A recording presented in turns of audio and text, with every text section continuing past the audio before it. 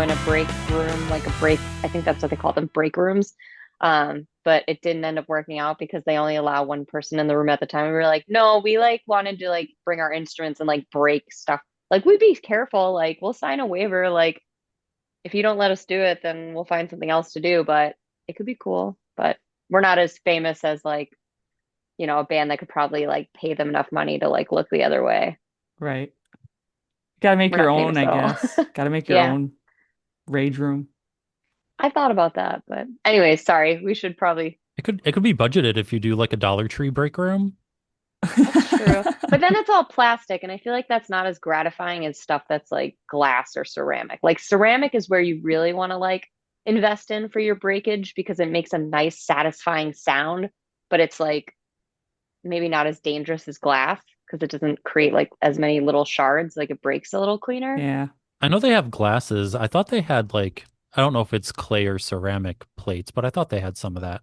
I could be Yeah, wrong. the But that finest still would china. kind of Yeah. that still would add up after a while. Just go Yeah. into a back alley in Milwaukee and find some Find some stuff. stuff.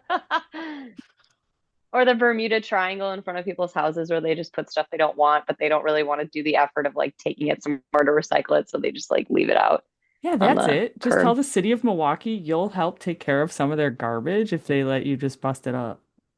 There you go.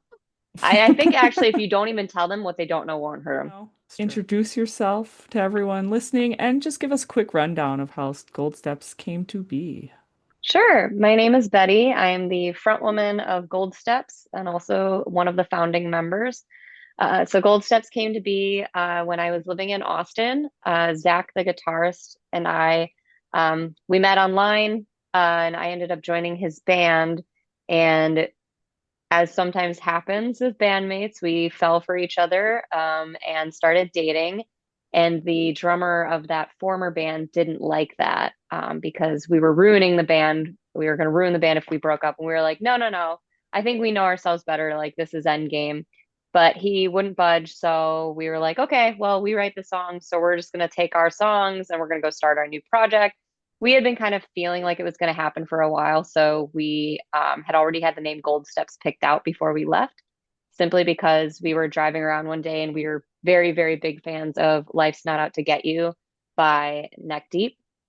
So we were listening to that song and we were like, dang, if we ever leave this other band, we should start a side project or whatever called Goldsteps. So we already had the name picked out and just kind of went from there. We have been a band for 9.5 years and survived a cross country move from Austin to Milwaukee. And now I think we can stop saying that we're from Austin because we've been in Milwaukee for 6 years now. So, like, way more than half the life of the band. So, I sufficiently can say that we are a 100% Milwaukee band now. Well, I mean, I don't hear a southern twang or anything in the voice or anything. No, I grew up here though. Like I grew up in Okay, yeah, Muskego, yeah. but just couldn't find the right people to play music with up here. So I kind of gave up on that dream, went to college, got a degree, went into retail management, soul sucking that it is, and then ended up in Austin when I was dating somebody who moved down there for a job. So it was a very long roundabout way of finding myself and finding my partner in life, my partner in music, my partner in crime, and convincing him that Milwaukee is the best city in the world and Wisconsin's the best state in the country. So, and I he's a mean, Packers fan now. So, I would agree. Wisconsin's pretty awesome. Chris doesn't really like where he lives, so so he should No. agree with us. where do you live? Upstate New York. So anywhere is Oh, better than here. I mean, it's pretty up there. You've got lots of trees and it's like kind of close to Canada, Yeah. right? Yeah, kind of. We're like an hour. The closest Canadian border is about an hour or so away. And like Niagara Falls is about 2.5-ish hours away. But yeah, I guess we do have the trees, and that's about it. Lots of snow. You guys get lots of We do. storms. We get hammered. And actually, the last couple winters haven't been completely terrible. We've been well under our average of 127 inches, but Right? We don't get that That's a much here lot in of inches. Wisconsin. I know, Yeah. and everybody thinks it's like eternal winter up here, and it's really not. I mean, it's cold and gray for a long time, but I feel like the seasons have shifted a little bit. Like it's still hot in September, and it really doesn't. I mean, once you get to like October 20th or so, it's like a crapshoot on whether you're going to get snow, but we really only get snow a couple times a year, and very rarely to a point where it's like you can't leave your house or something like that. I love snow days, but we're all adults, have big people jobs, so snow days Yep. don't really count anymore. Yeah. I think my favorite part is that I can ask Jess what the weather is like, and that's what I'm getting tomorrow. Oh, that's true. So yeah. So Except it thank kind of is a little worse because you get lake effect. yeah, so Yeah, thanks for sending the Canadian fire smoke my way, by the way. You're welcome. I'm loving it. we are too. It's the only nice thing, and this isn't a nice thing because wildfires aren't nice, but I mean, it kind of creates this really cool like haze effect over the sun. So like, I mean, don't stare directly at the sun ever, but it creates like this kind of cool little like ring of like a halo around it. So it's just kind of, something to like appreciate the weird beauty of, I guess. But today I was driving to work and it was like fog. It was so thick and Hmm. We had it doesn't fog make and you feel smoke good. this morning. Yuck. Oh, so it was a combination. Oh yeah, because it Yep, was cold last night. It like got down to like the 50s. it's true. It did get Oh, chilly. I'm so ready for fall.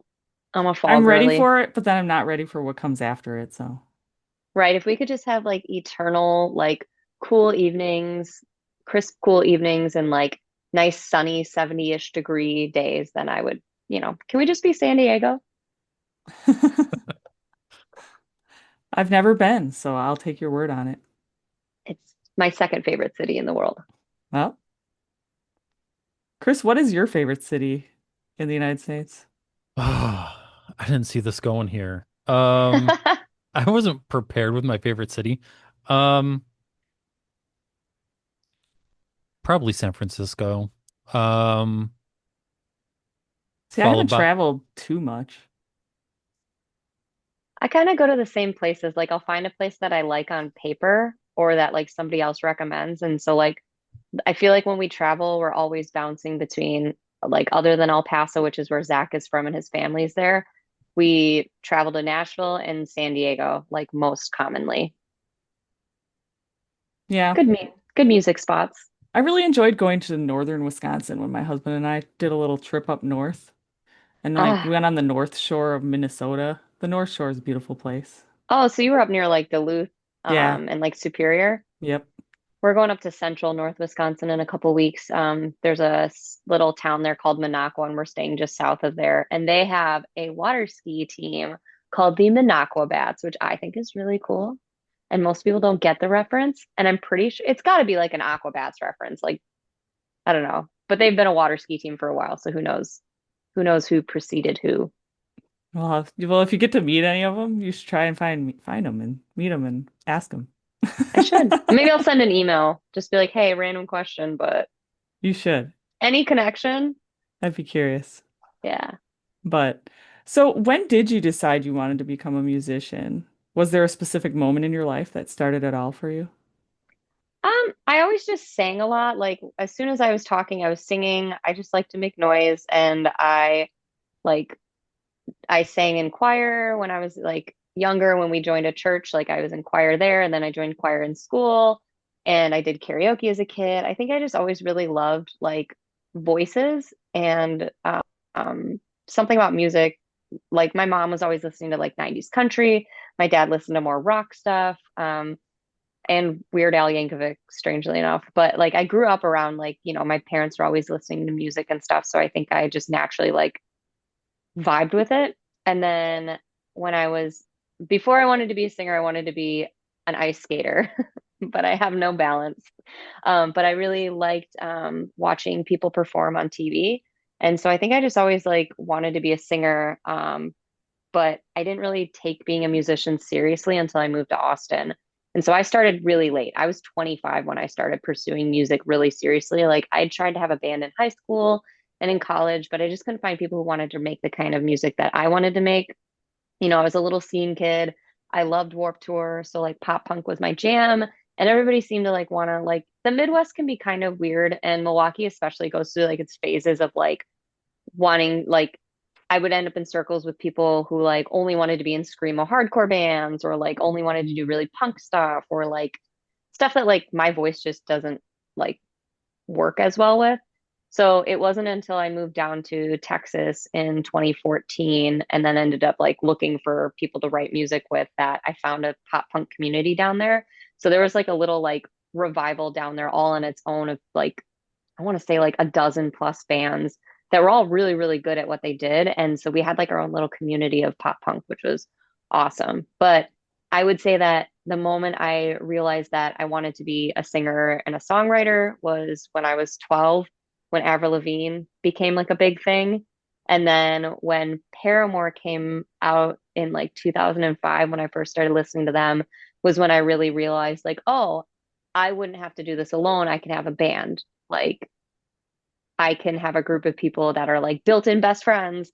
Because I didn't grow up with a lot of friends. I was bullied a lot as a kid. I was kind of a dork. So that really appealed to me having like a built-in group of best friends that like you write music with and tour the world. And now, being older, it's actually taken this long to find the actual right group of people. Like, this is our final form, this is our final lineup. Like, this is actually truly 100% the best friends version of Goldsteps, which I'm really happy about.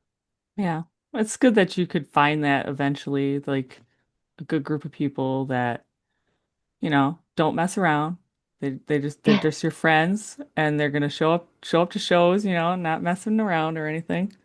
Yeah. I mean, these people, like, we've had members of the band before, that were people that we liked. But there was always some sort of like hesitation or like there just wasn't full trust there. And I feel like now, first of all, we're all much older and like really like set in our values. And we are all people who share very similar values. We all come from very similar backgrounds. And we like, I could pick up the phone at any moment and call any one of them. And I know that they would do whatever they could to help me. And they know the same thing. Like, if one of them calls and says they need something or asks for a favor, like we're right there. Like it's family really at that point. Yeah.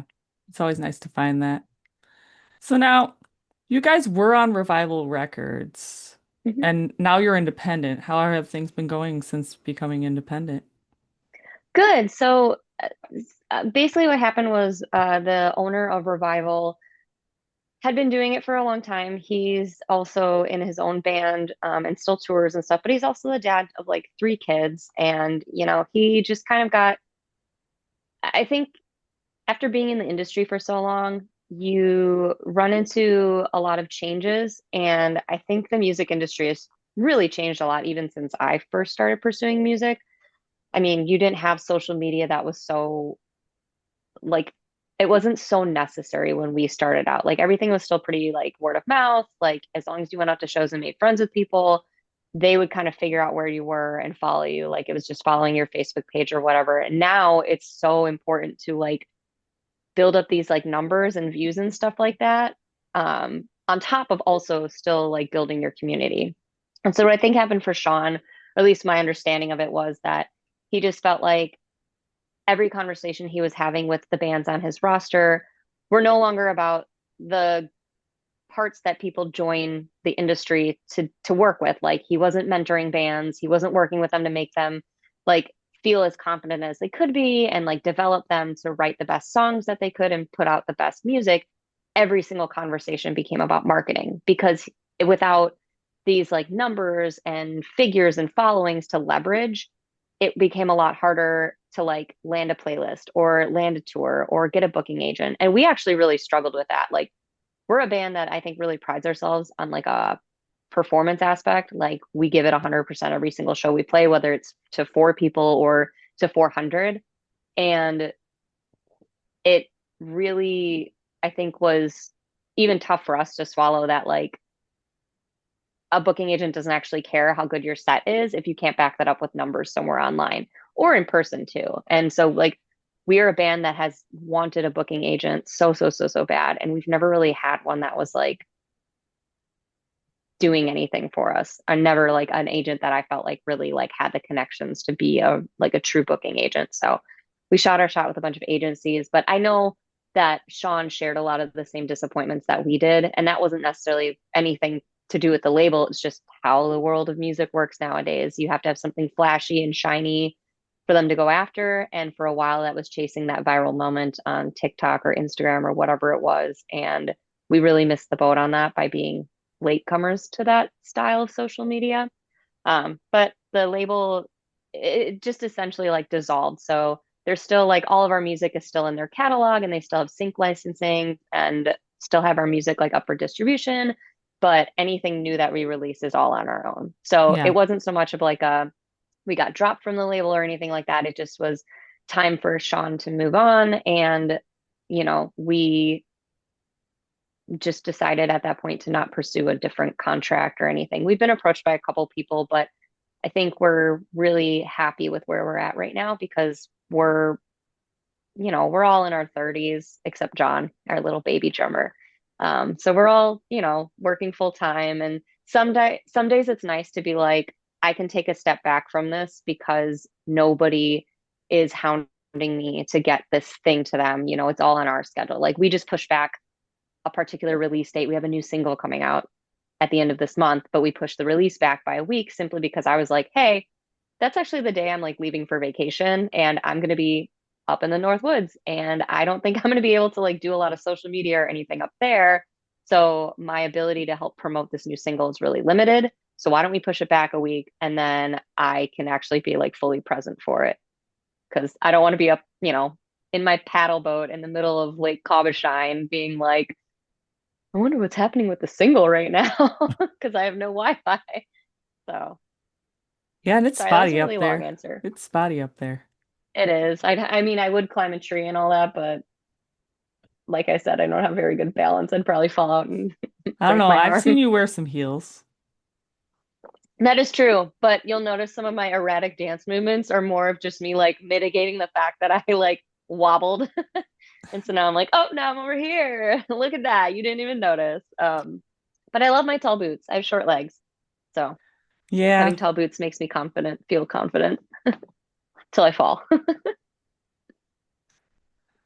Now, when it comes to your music now, the two songs that stuck with me lyrically were Narcissist and Stay the Same. What have been some of your personal favorite lyrics that you've written? Well, I don't think I can ever top the line self-filleting good guy. That is probably like my favorite line that I've ever gotten to be. I was like, I wrote that and I was like, ah, I hope nobody makes me change that because I really like that.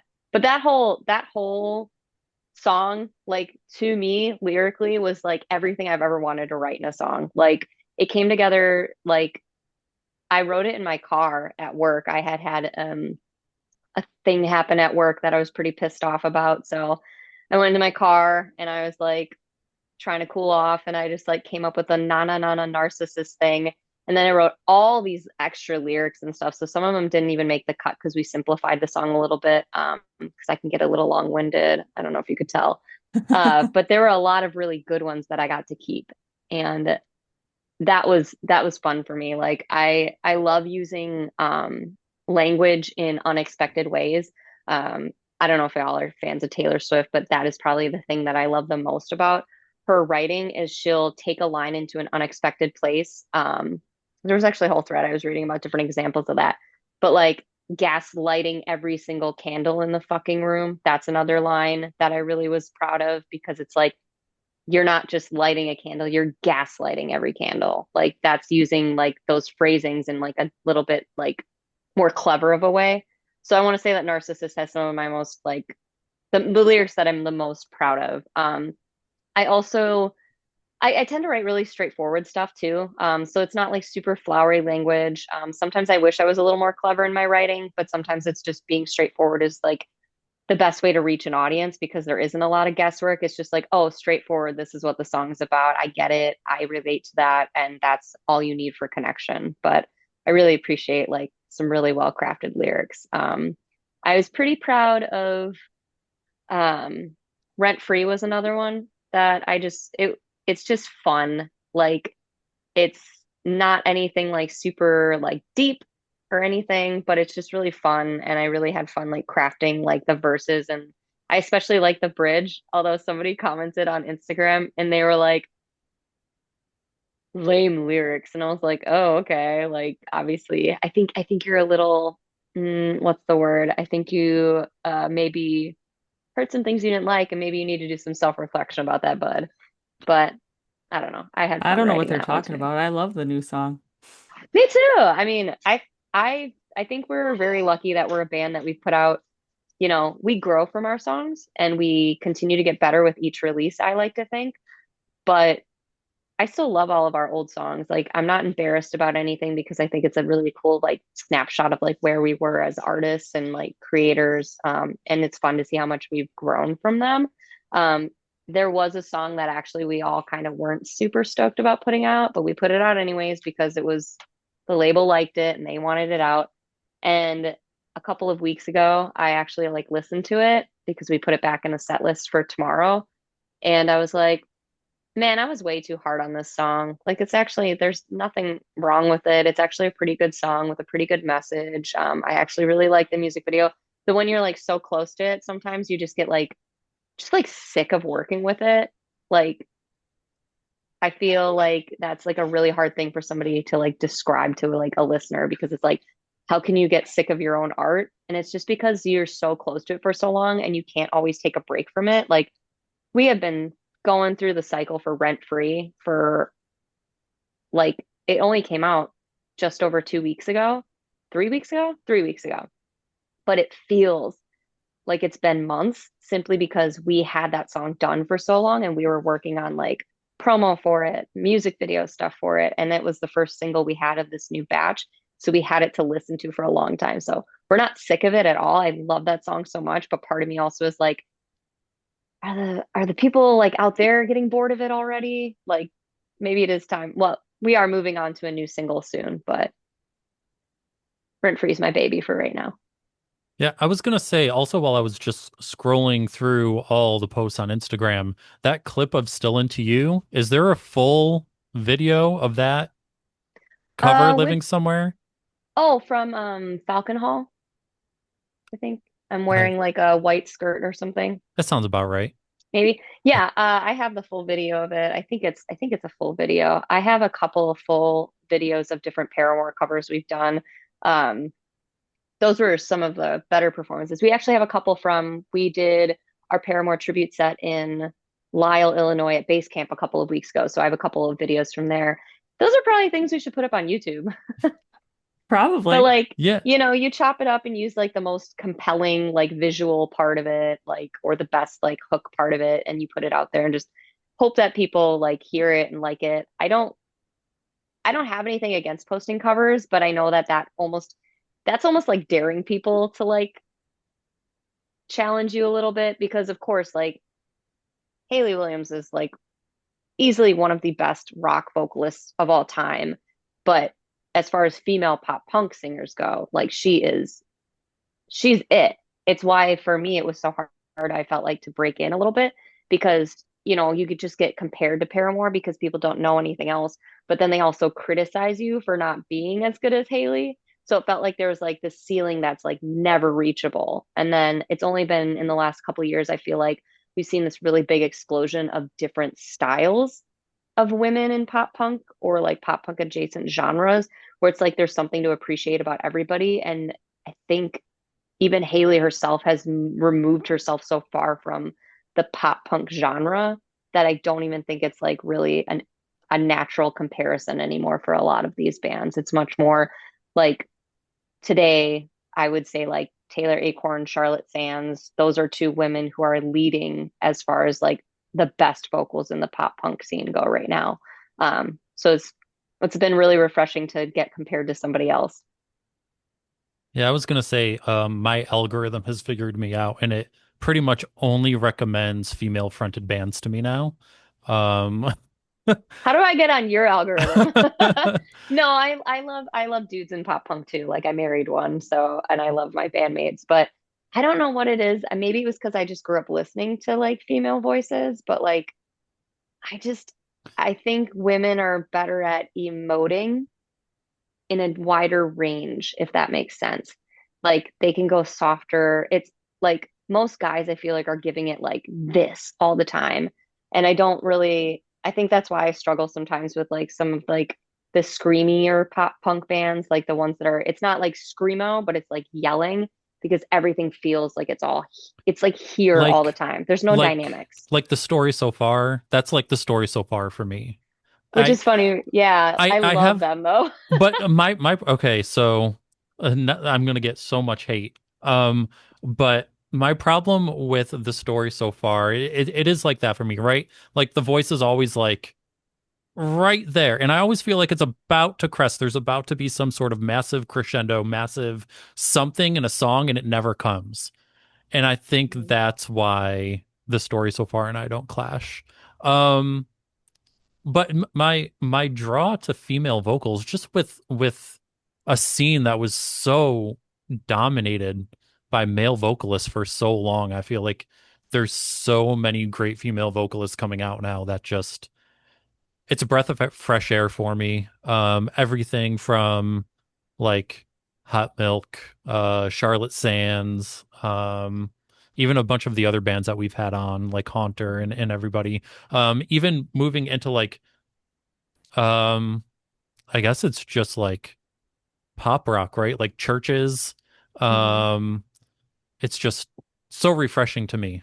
One thing I did want to mention quickly, just because you mentioned, oh, you should put those up on YouTube. I actually searched for those covers on YouTube. I don't know if you've seen or heard the mashup of How to Go and Still Into You. If you have not, check it out because it works so incredibly Yeah, well. It'll scratch an itch you didn't know you had. that's Um, amazing. it was so awesome, and I was like, oh, what's this little mashup? And I clicked. I'm like, not what I'm looking for, but this is great.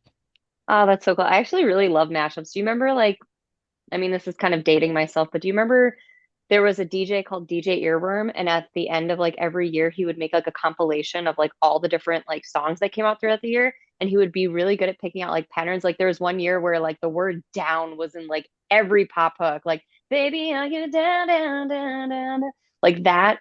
And he like made an entire song like every year, and I don't know what happened to that guy. But I that was like one of those things that like got lost from the 2000s that like if you weren't there, like you don't get it. There was also a guy who used to do remixes of pop punk songs. Like he would mash up like Taking Back Sunday with like Senses Fail or something like that. I gotta find where I used to have a bunch of those songs like on my old my iPod, yeah. But yeah, I love a good mashup, especially when it's like unexpected and then you're like, ooh, we need things that tickle our brain and give us that sweet, sweet dopamine. Yeah. Yeah, apparently he's still doing things, DJ Earworm. I Oh, just looked him up. He's still around. all right. Well, maybe the radio needs to pick that up because they would like the week or two before like New Year's, we would that would be like I would like wait for that to come out, you know, and then you go to the club and listen to it in the club as much as a little scene kids could hang in the club. It's true. It's true. And now we have emo night. Jokes on them. Now we have emo night, and I'm just begging someone to dig up some of these old mashups and like do them justice. Like they exist. Go find them. I most of these people DJing lived through it with us. So like they know they're there. They just maybe forgot. I'm here to remind them. They gotta be reminded. Yep. Yeah. It's funny because Chris is like, I always gave Chris crap. I'm like, you're always sending me female artists and stuff. But ever since starting the podcast, I've grown to like female artists more because I used to be more of like a, obviously like the male oriented. I would listen to males, Hmm. bands, lead bands and everything. But I've come to love a lot more female artists than I used to. So Listen, my greatest accomplishment was getting you to not hate hot milk. I Um, know. He first showed them to me and I was like, I can't get into it. And then like I think it was Breathing Underwater came on one of Hmm. my just randomly on my YouTube or whatever and I was like, I really love this song. It's Hot Milk? What? I'm They like, have a up, lot now I of gotta listen to him again.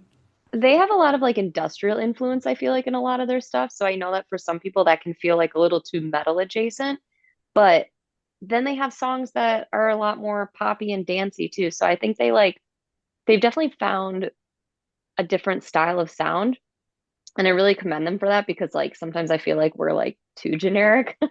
but it's just we just write what we like and what we know. We're not trying to like go. We've pushed the envelope a little bit, and people didn't like that, so we kind of swung our pendulum back a little bit. But they hot milk just it puts on the most incredible live performance. So I think besides the fact that they like write stuff that kind of falls into like a bunch of different genres. So I think they have like a wider appeal for that reason. They just like kick ass so hard on stage that like it's impossible. Like if you catch a set of theirs, it's like impossible to not be like, holy crap, that was one of the best bands I've ever seen. So we are we shot our shot to see if we could open for them at the rave this year, but I'm not holding my breath, but that'd be fun. That'd be sweet. I definitely am gonna go to that show. I told my husband, I'm like, it's not the time of week you like to go to shows, but we're going. Yeah, it's like what, like a Tuesday or a Wednesday? Yeah, I think it's in the middle of the week, and he's like, I'm never going to a show during the week or on a Sunday again. I'm dead the next morning, and I'm like, well, too bad you're going to this one. Oh man. I mean, the rave has a curfew, so it's not that late. Like they're done. I Yeah, think all their shows have to be done by 11. So like, I he's don't know. I just guess that's like, it's just too much on him because we get up like early for work the next day, I feel that we get like up at at like 6. 5:30 in the morning. Yeah, Hmm. it is rough sometimes, but oh well. Sometimes you just gotta suffer for a good show Well, the night before. I feel like I heard a long time ago that like you will never regret going to a show, like even if it was like on like a school night or a work night or whatever, like you'll regret not going, but you won't regret going. It's Yeah. I'm true. sure there's like exceptions to that too, but I can say every time I've like forced myself to go out to a show where I was like, I want to go, but I wish it wasn't this night, and then I went, I just had like an absolute blast. So, Yeah, this Sunday we're driving down to Philly, which is like 4.5 hours away. I did not whew. take the next day off. But I got VIP for Charlotte at summer school, so it'll be worth it, Oh hopefully. yeah. And even when you're like dead the next day at work, you can be like, but yesterday I was VIP. Yep. Well, Chris, you work from home, so I'm a little spoiled, yeah. Um, he doesn't have to make sure he looks like he's working for his boss all the time. He can sneak away a little, take a little cat nap. Yeah. Oh, I'm going to the bathroom for 10 minutes and just take a really quick micro nap or whatever. oh, I won't even hide the fact that I'm gonna take a nap and it's not gonna be 10 minutes. Like, so working in like the software development world, like we go through patterns of like being super busy, and then like nothing for like a week or two. So if there's like nothing for a week or two, I'll definitely read a book for a couple hours or something like that. That's Not cool. not that I'm not right next to my computer or anything. Like if somebody needs me, I'm gonna wake up. But I um, wish some jobs were more flexible like that. Like it's like summers are busy season at work, so there's entire weeks where I'm just like, "Oh my God, I don't have time to like pee or breathe like or eat." Um, it's really not that bad, but it feels like it some days. Like I'm just like, I have so much to get done. And then like in the winter, it's like those are lull, but I'm full time. So it's like I'm there for 40 hours, whatever I'm doing. But I also think it's like, I believe in being productive, but I'm also an incredibly productive and efficient person. And I don't think that I should be penalized because I can get my work done faster than like, I'm also the only person in my department. So like there are entire like stretches of weeks where I'm just like, there is no break for me. So like the one time like every other month where I have like 2 days of like really light work, I do not feel bad about like slow rolling my emails or my spreadsheets or whatever I'm doing because like I'm never bored. I'll put it that way. yeah, that's one thing I think we have in common. I had a conversation with my boss not too long ago. I was mad about something and I'm like, Morgan, you need to call me. I was like, how long do you think it's actually taking people to do this stuff? And she's like, I would expect, a total of like 3 working days. And I bust out laughing. And I said, listen, I'm not sure about other people, but it's more like 4 hours. And she's like, what? I'm like, 24 working hours? No way. I was like, it is not 3 working days. No way, no how. And she's like, people need to stop lying to me. Either Ah, either I'm extremely efficient or other people are like, making it seem like they're busier than they are. I hate wasting my own time and like almost more than I hate wasting other people's time. And I think that I just became naturally like I'm going to find the most efficient way to get this job done because then it's done and then I don't have to think about it. Unfortunately, the reward for hard, fast work is more work usually. Yep. So I have had to like adjust how I talk about the work that I've achieved at work because not that I don't love my job, I do. And I actually have like a really cool boss. Like my boss is amazing. Like our owner of our company. He's so cool and he like is just very a very genuine, caring person.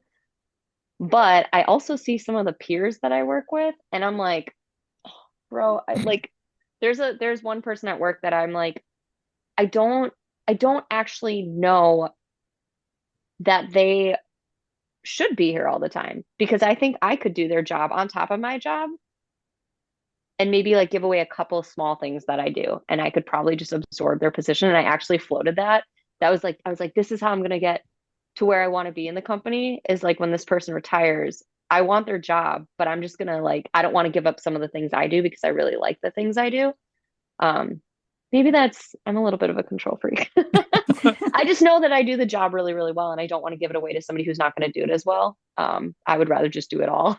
Right. So, like, but But like if you do it well and you do it fast, and then like I think that's where my problem comes in is like I can get it done, it's done quickly, and then like I have an opportunity to help out other places, if somebody needs it. mhm. Um, but yeah, I was But gonna go then somewhere else with sometimes, that, and it's gone. sometimes you get resentful though, then because then you're like, wait a minute, hold on, I'm doing like my job and kind of half of this person's job, but I'm still making the same amount of money. And then you get a little like, so I've had to Oh, kind of like be like, know my lane and be like, you know what? That's their job. I'm not their boss. So that's on their boss to deal with how they do their job if it's not up to my standards, as long as it's up to my boss's standards or their boss, I have to let that go. I've pulled a. Is there anything I can help with? Someone goes to give it to me, and I'm like, that sounds like above my pay grade, though. I was like, sounds like you should keep that. What else do you have? Yeah. Actually, I Um, don't understand that. Like when people would ask you for help with like classwork and then they're like, you're like you struggled with the whole thing and you're like, oh, I'm not even confident in my answers. They're like, but you're so smart, you always get good grades. And it's like, yeah, but I don't want to risk your grades because I'm not confident in this so either. so are you the type of person where if you have everything that you need in order to get something done, you're just gonna knock it out? Like you're gonna get it done? Because I have a problem where someone will be like, oh, just slow down. I don't know how to do that. Like Nope. I have all the stuff I need. I'm just gonna do it. How do I slow it down? Like type slower? Like Well, what? and what's weird for me, and like hopefully it doesn't come off as like a weird thing, but like I also ask a lot of questions before I dive in. But like once I have all the answers, I just want it done. So I just get it done. Like I have so much anxiety about like if I don't know what direction I'm going with something, I will go through all the possible like theories or like ways I could take something. So the second I land on it, I have to go with it because otherwise I will talk myself out of it. And that's with the band too. Like I will get I know it's like a really hot term right now, but like analysis paralysis, where like you have a bunch of options in front of you and you just can't decide. It's like choose your own adventure books are like a nightmare for me. Like even as a kid, I would like read to see all the different endings because I was like, what if I didn't pick the best one? So oh my God, I have some undiagnosed neuroses in there somewhere. But if somebody just clearly just says, do it this way, I'll just get it done. You know, those choose your own adventure books, especially the Goosebumps ones, I never lived. I never lived in the Goosebumps books. Always dead. Like, how am I always killing myself off? That's just how Is it this bad goes. luck or Now, I want to analyze a little bit. You guys have, since you guys have pushed Rent Free a lot on social media, let's talk a little more about that song. I was curious where you pulled your inspiration from for it. I used to be a little more coy about this, but I think now it's just like it's so we wrote it about our so we parted ways with our other guitarist last year, late last year. Um things hadn't been working out creatively for a while and the thing I regret about it is that I let it get to a point where like we just were not interested in moving forward, but didn't know how to cut the cord. And so I think we ended up kind of like leading him on that things were okay when it really wasn't. Um, we're not very good at like, I'm not really good at letting go of people because I always think things can be fixed even when it's like too far gone and I don't even care about fixing it anymore. And I think it just got to the point with us where I made the mistake of like inviting him a little deeper into my life than I should have because I was trying to do a nice thing and like help him out with like being unemployed and stuff. And so all of a sudden there were some situations at work that came up that I wasn't like super stoked on how it like his involvement was in it. I felt a little betrayed in some ways of like him choosing other people to believe other people about certain things over me when I was like, I'm your friend, dude. Like we're in a band together. You lived with me. Like, what the fuck? So it felt a little weird. But we had been not working well creatively. Like I think he was just off on a different planet of like what style of music he really wanted to do. And we weren't going in that direction. We were kind of more going back to our pop punk roots at that point. So we parted ways. I didn't get up the courage to like let him go until I had a little bit too much to drink one night. And so my text message was basically just like, hey, when can we drop your stuff off? This isn't going to work out. So I didn't do the best job at handling it how we should have, but it was also like I was just like, I have to rip this band-aid off now or I'll never do it. So that was, it. But the rent free comes in where obviously our ex-guitarist was not thrilled with the way everything went down. He was pretty upset. So he went and said a bunch of stuff to a bunch of people, people we used to be friends with in Austin. And one guy in particular who I had, had respect for at one point, but he always just seemed really standoffish and like even though our bands played together, I felt like he always like kind of turned his nose up at us for whatever reason, like didn't like us or whatever the hell. But so he randomly starts DMing us on Instagram and like just saying a bunch of like fucked up shit, like calling us names and like calling us traitors and stuff. And I was like, okay, well, I don't know what this has to do with you at all. But since you're here, let me tell you that you're clearly not getting the full picture. And he just didn't want to hear. Like I told him what happened. Um, and he just didn't want to hear it. So he just like devolved into name calling. And I was just like, dude, like this has nothing to do with you. Like, why do you care? I literally like the last time I had heard from him was when I had sent a message to this guy congratulating him on his most recent single, his band's single. I was like, hey man, really good. Like blah blah blah. I was so like love it. And he was just like, thanks. Like that was it. Like this dude didn't ever give me the time of day really. So then I have him like freak out. He's also the kind of guy who likes to start drama on Twitter. So I think that tells you all you need to know. He's just like looking for a fight, angry at the world. And I just happened to be a good target that day. So at one point, I finally just went like, are you okay? Like, this is so out of left field and just very random for you to freak out this much about something that has nothing to do with you. And he was like, yeah, are you okay? And I was like, yeah, dude, this is actually a huge weight lifted off for me. I now have a band full of three guys who I trust like brothers. And I don't have to worry. I don't have to hold my breath anymore about babysitting this person who literally had to be told and handheld like how to do everything and still sometimes just couldn't show up for the band. So I'm good. And then he just stopped responding. So then we blocked him. But then that line about the traitor, like I just was like, I was like, why does this guy even care? Like we aren't friends. We haven't talked in years. And even then it was just very basic niceties. We're never close. So I was just like, it is so weird that this guy is like letting me like ruin his day, his fucking week. Like he posted a bunch of shit on his story and I was like, this is so weird. You were like 40 years old. But then I was kind of like, actually, you know what? I kind of enjoy the fact that something I did triggered you so much to have like a complete meltdown. Like, bro, little old me over 1,000 miles away, I'm ruining your day. Go off. I love it. So then I just was like I wrote Rent Free about that idea. Like we have another song that's unreleased called Schadenfreude that's kind of about like Schadenfreude is a German term for finding joy in someone else's displeasure or pain.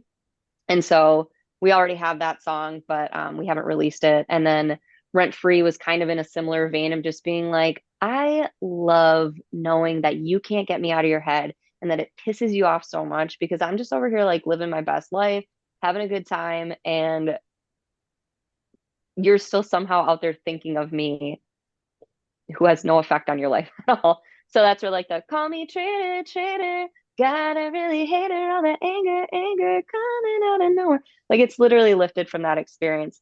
And then when we were writing it, I was like, it would probably be more relatable to like direct it towards like an ex. Like that probably is a little bit more relatable for people than like writing about some random crazy band dude from across the country. So that's where the you fucked around, found out the wrong way. That's kind of more, or you fucked around, found out the hard way. And then the throwing stones behind a glass screen, that's a reference to he was coming at me over the internet, like through our phones, passing judgment like some kind of God king, because like that dude doesn't know shit about me. And he was like passing judgment based on some like third hand account. So like, okay. Yeah. So very autobiographical. It felt really good to write, and I love how poppy it came out because I really like when songs like the sonic like mood of it doesn't necessarily match like the vibe of it. But I think it also is meant to be carefree. It is meant to be like while you're over there being mad about me for some reason, I'm over here having a great time. Like we all went to the beach and literally just had a beach day and like filmed it. Like, curated beach day. But I got to go rock out with my best friends on a beach and drink some beer. It was great. Yeah, we've both been there, right, Chris? We've been there. Yeah. People making, assumptions on us.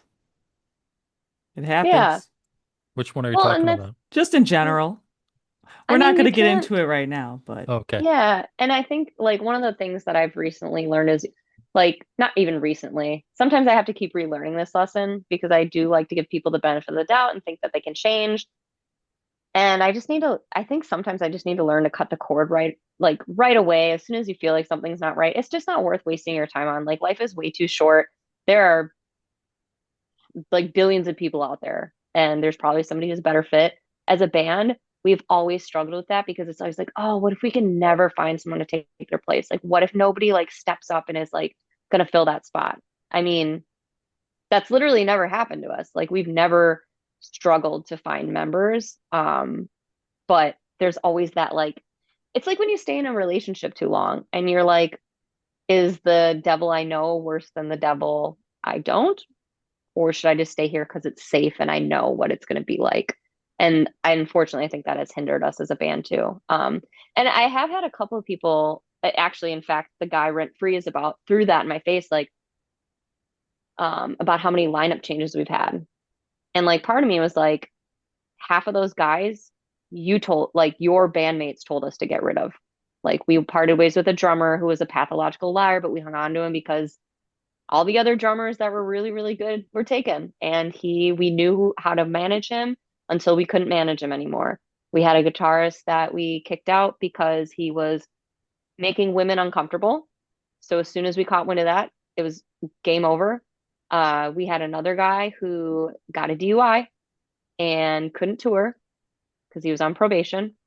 So what am I supposed to do with that? right, Like, and then we moved across the country. So we left bandmates behind.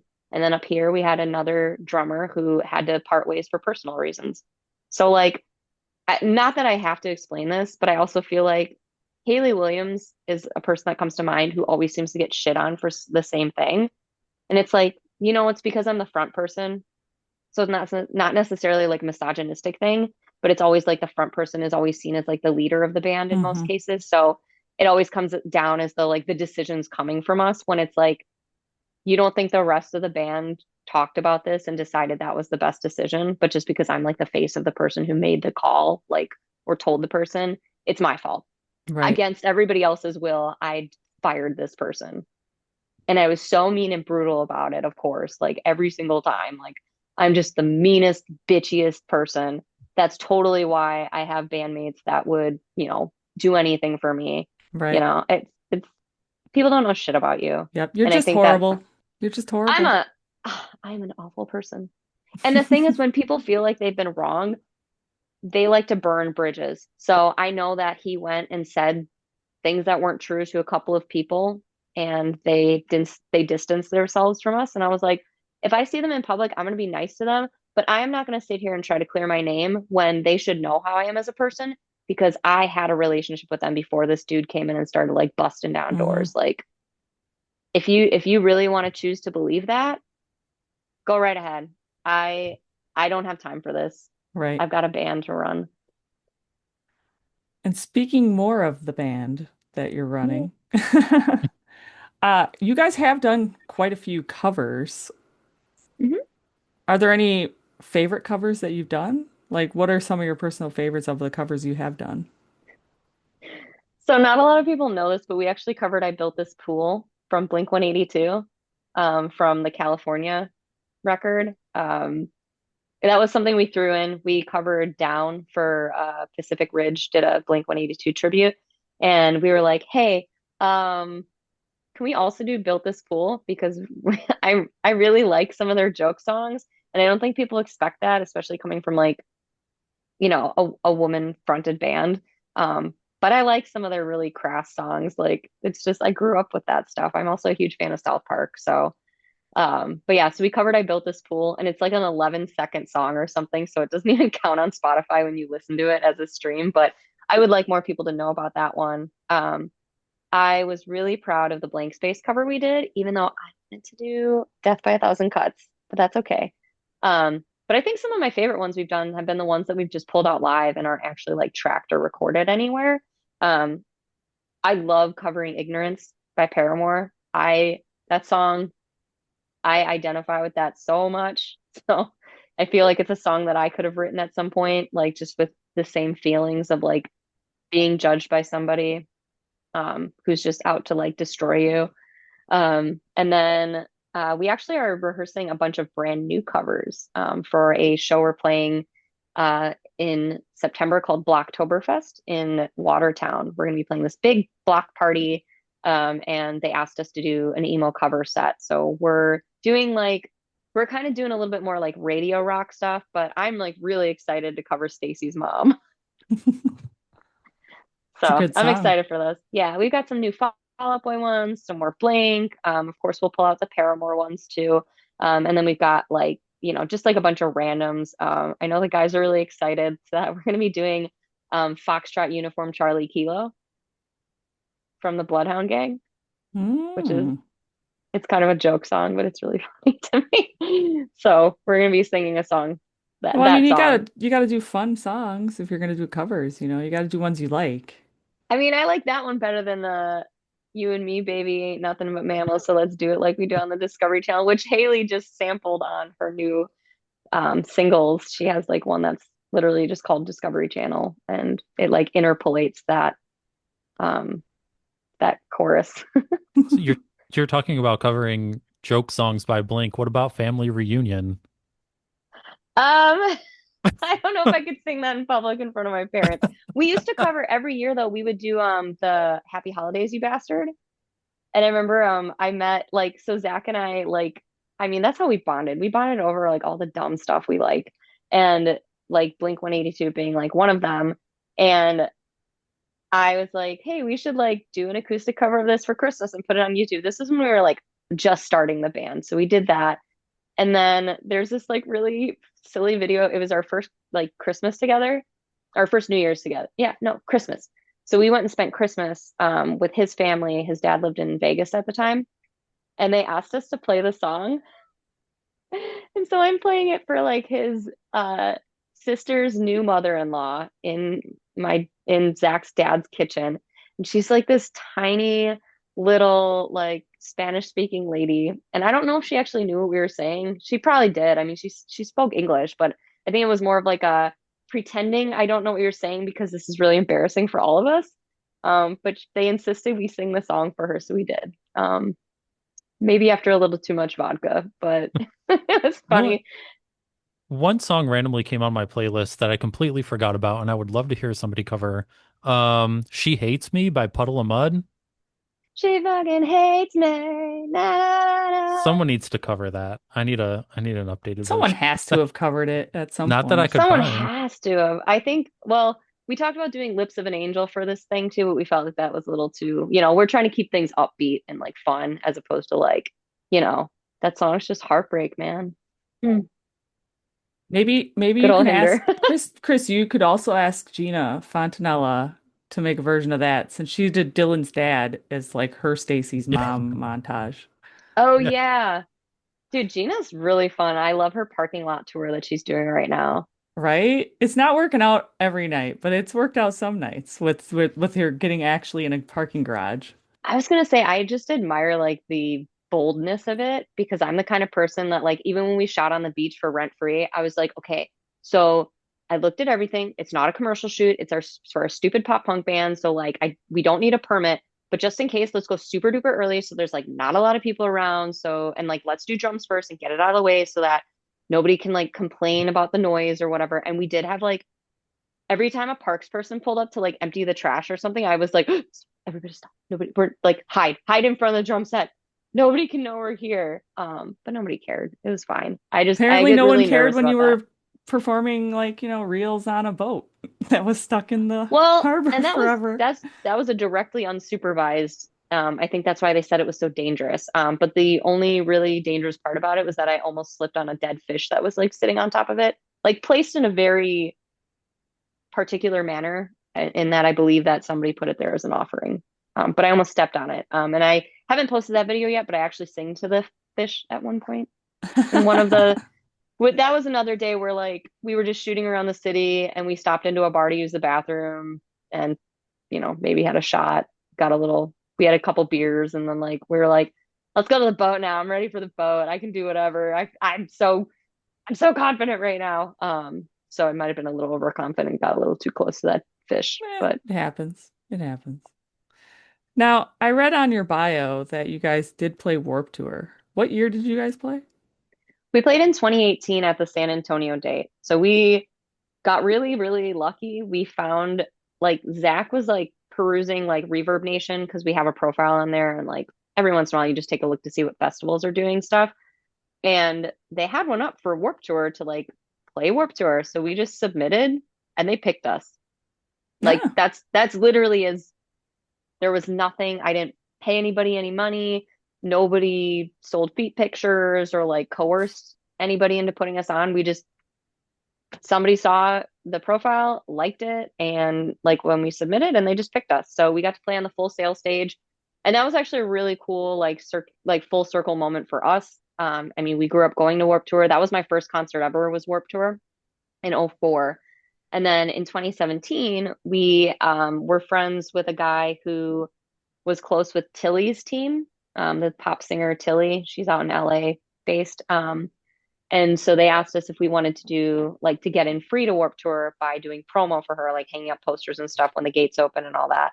So we did that. And then we went and worked through the line of people and handed out stickers, showed them our music videos, and just like, we're like, follow us if you like what you see, but like, we're Goldsteps. And then the next year when we came back, we had fans printed that had our set time and the stage on them. And then we went back to the line and handed those out because it was hot. It's so hot there. Like San Antonio's like it was on a blacktop surface. It was so hot. So many people got like sun poisoning and like heat stroke. But we handed out these fans, and some people were like, I was here in line last year when you guys were handing out stickers and stuff, and like I met you guys, and like now I'm gonna see you. Like that's so cool. So that was like really fun to be like, wow, it like those people actually remembered, and I feel like it actually made it worth their time to be like, oh, they listened to this band, they got a sticker, maybe they followed us online, but then the next year they got to come back and see us actually playing. So that was definitely like bucket list for us. Like, of course, we'd love to play the new version of Warp Tour too, but having that like checked off my bucket list was like just like a dream come true. And then Yeah, we and got to go hang out 2000, backstage I with was gonna say 4 Year Strong. 2018 was like the last year of like regular Warp Tour. And I remember being so bummed and like it was like a really, really weird, bittersweet moment because it was like, wow, I finally got to do this thing that I've been wanting to do for years and years, just to have it be the last time I'll ever get the chance to. And then now that it's back, it's like that door is open, but we're so small compared to all the other artists that are playing that I don't think there's a lot of hope for us like snagging a spot. But You never we can know. still dream. Yeah. Maybe this next year after they've done this little round, because I know that I've heard Kevin Lyman talking about potentially bringing back like a Midwest date at least, which would be They should do great. it somewhere like Omaha or Kansas City Nah, or like, Chicago. We'll just do I mean, Chicago. Milwaukee has an entire festival grounds that's like perfect for it, I know and that it's would not be perfect oversaturated. too. That would be perfect. But I think like the festival dates are always so booked up for like the Henry Meyer Festival Park now, so which is a bummer. I But hey, Chicago's like too saturated. Like yeah, they Lala, Riot Fest, I feel like it would come within those like because Riot Fest especially has like a big radius clause. So I don't know if that would like screw anything over. yeah, that's the thing too. I'm like Riot Fest is kind of really similar lineup a bit to Warped Tour Hmm. sometimes. But yeah, they should come to Milwaukee. They can piggyback off of a festival that just happened in Milwaukee because that's what they've been doing, piggybacking off of festivals the weekend prior. So they didn't have to change, Oh, he didn't have to change a lot of the layout and everything because it was already set up. the infrastructure is already in place. Yep. Hmm. Well, that's the That's what thing. he's Like been doing. Milwaukee has permanent infrastructure, so like There you go. it's just like a no-brainer. Like, come on, Kevin Kevin. Lyman, bring it to Milwaukee. We're the Midwest state. And Yeah, have people Gold will come Steps. down. And you have to invite Gold Steps to come and play. Duh. Yeah, we're like the hometown people. We exist here. People know who we are. Some people know, not everybody. That's my goal. That's my goal is to become Milwaukee's favorite pop punk band. There you There's go. not there's not that many of us out there. So, And then you just played a show with Rematch and Eternal Boy. How was that? oh my God, that was so much fun.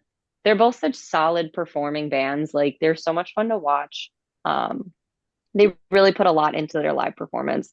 And they're all just like really nice, chill people too. Like we were like, chatting a little bit because we've all been around the block a while. We know a lot of like the same bands. Like we played with a lot of the same bands. So like it was kind of fun to like talk about like, oh yeah, have you ever played this venue or have you ever played with this band? Or like, yeah, isn't it cool how so and so like blew up? I remember when they like opened for us at blah blah blah. Like it was really cool to like have all those like, and then Rishi from Eternal Boy like runs four chords. So he's like that I didn't realize how much he does. Like he's a professor and he runs four chord and he has Eternal Boy. Like that dude is so busy and he's just like cool as a cucumber, like super chill when you talk to him.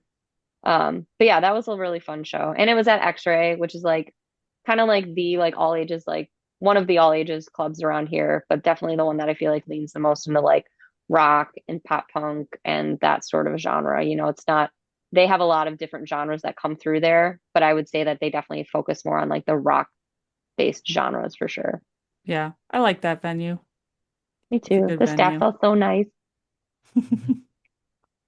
Now, have you had anything like super crazy happen while you've been playing a show? Not during a show. There was a guy. There's there was a guy in Florida. So he um would like make weird comments and stuff on our posts all the time. Because like, we do the like the comparing to Paramore and stuff like that because like we get compared to Paramore all the time. And we had just recently been like starting to do our tribute sets. And we ended up going down to Florida to play Bar Down Breakfest. This was like in 2022 maybe. And we also ended up the night before that playing at a brewery with like Out of Time and a couple other bands from Florida. And we were doing all like different tribute sets.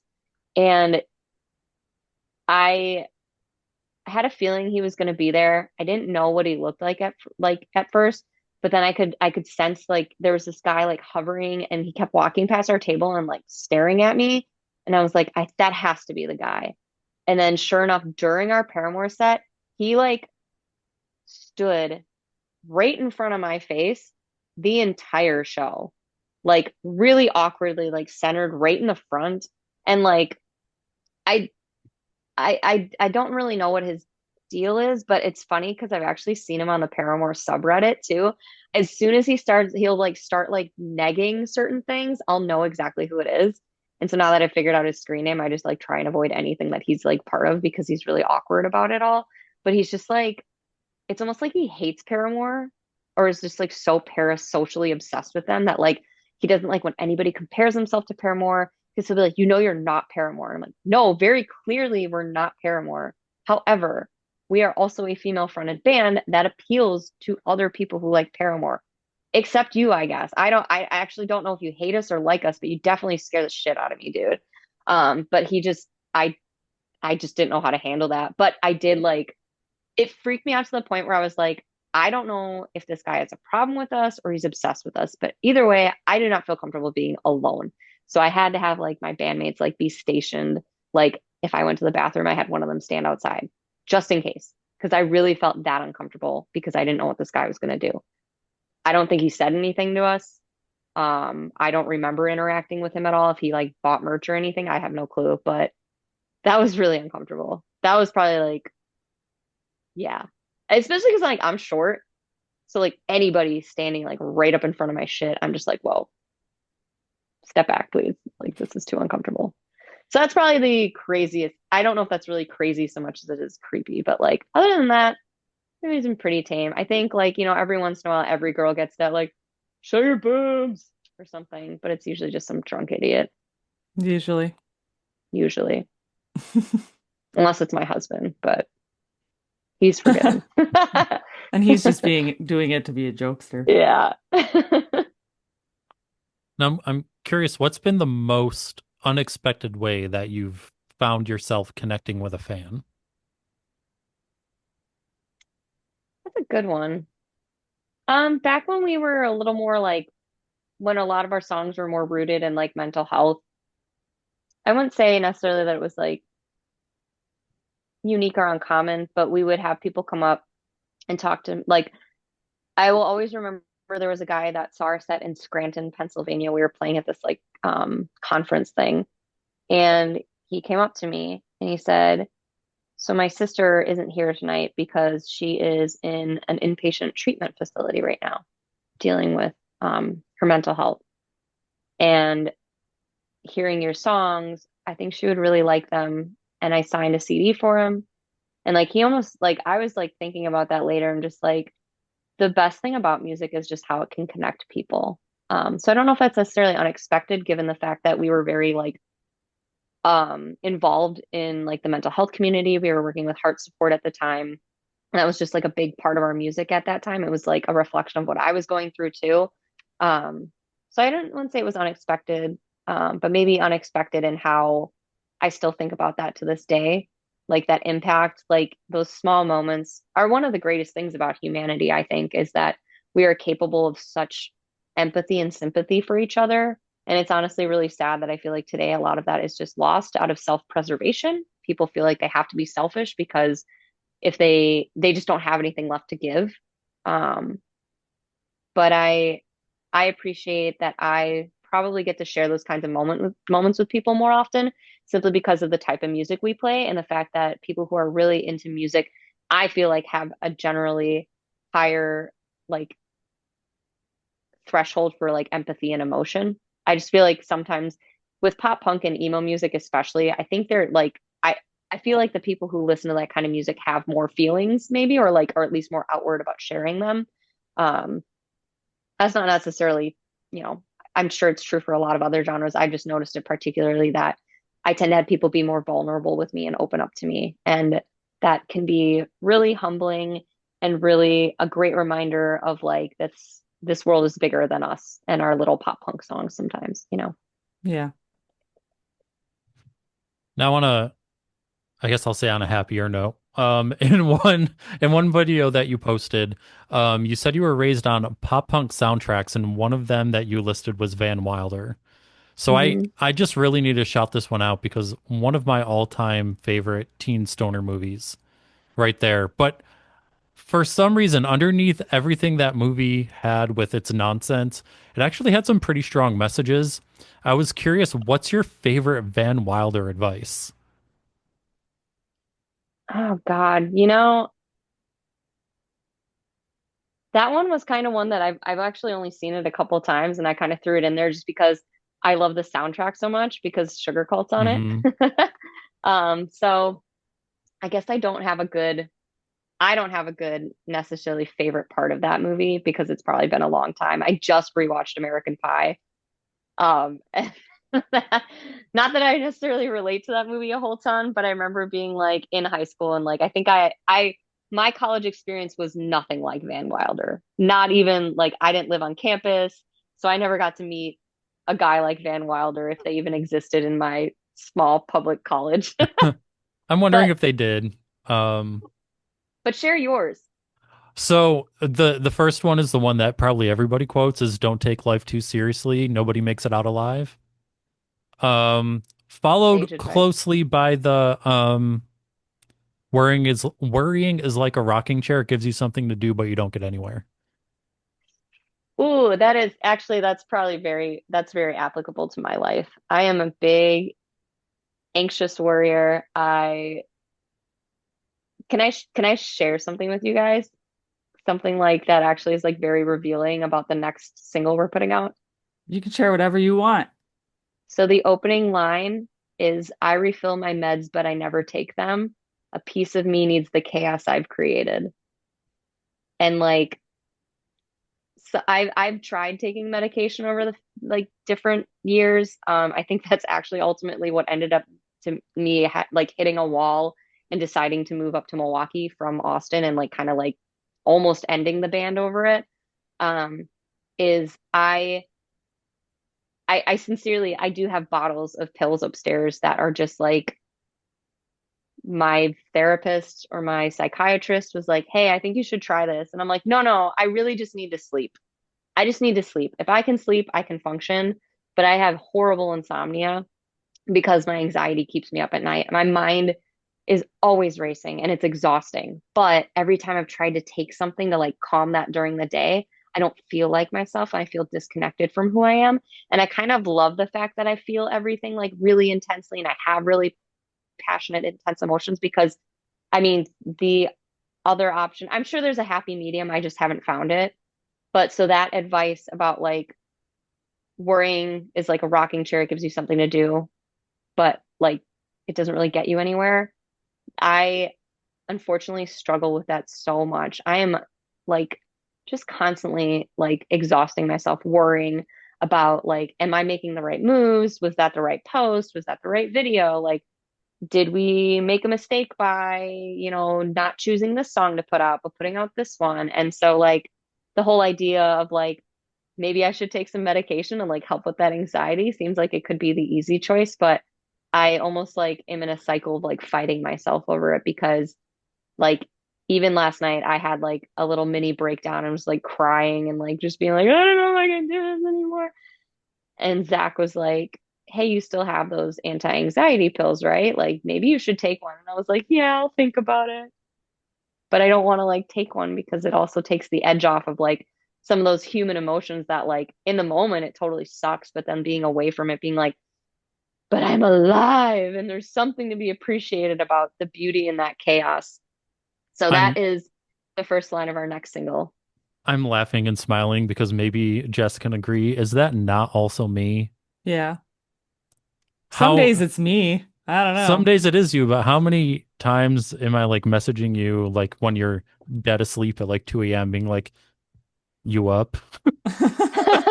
I'm so I've bad with the guys in the band too. Like I have to like remind myself like, okay, not everybody wakes up at 10,000 miles a minute and we don't need to talk about, we can wait. We can wait till 9 o'clock before we message about, guys, which covers are we practicing for practice this week?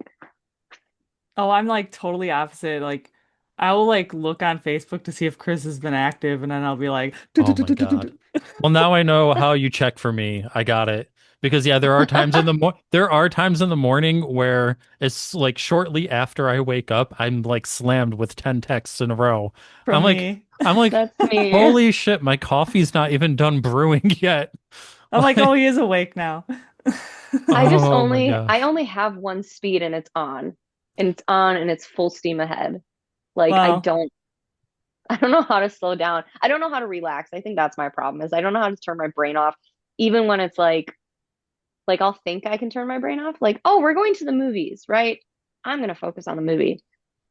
But in the back of my brain, I'm like cataloging my to-do list for like the next day. Like, oh God, I'm horrible like sometimes, but I'm very When it comes to productive. the podcast, I'm like that sometimes. I can't turn Just off the like, podcast. It's Nope. always in I my head.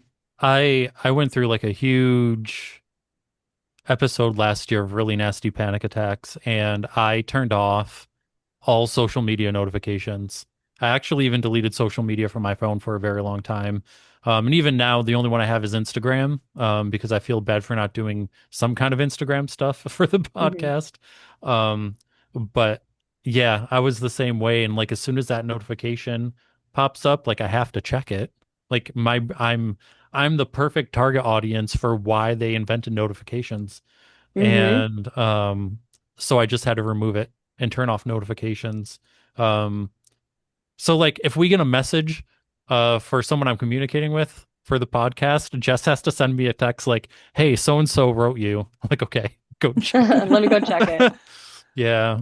I know. Um, I feel like I like panic attacks are so awful, and like it's so hard to describe it to somebody who's not going through it because they're like, "What do you mean?" It's like it's like the worst feeling, and all you want to do is you can't get out of your body, and you just feel trapped, and all you want to do is like peel your skin off, and you can't breathe, and it's like the worst feeling in the world.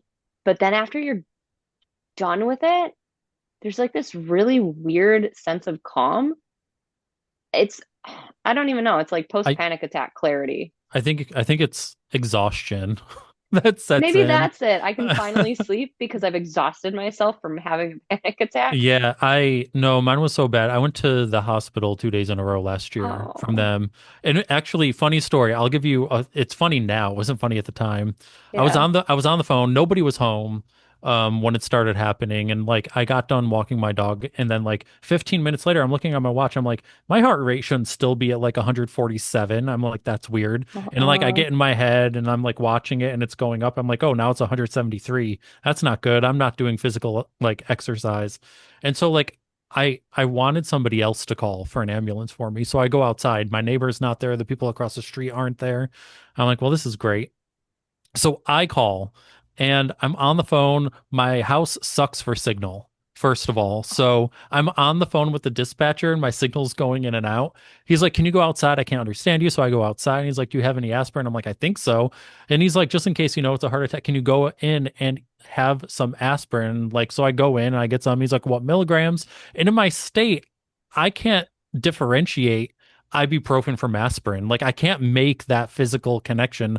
I just think of pain reliever. Like that's where my head is. He's like, "How Mhm. many milligrams is it?" And I was like, 200. He's like, "That's not aspirin. Can you go back and look?" And I'm like, "I think I'm fucking dying and you're going to make me go back up the steps Oh again?" no. Oh Oh. God. So yeah, that was that was a time. Two days straight. As a matter of fact, the best part that came out of all that was I was supposed to be in a meeting as it started, and I couldn't even get myself to click join on Teams. I was like, I can't even click the button.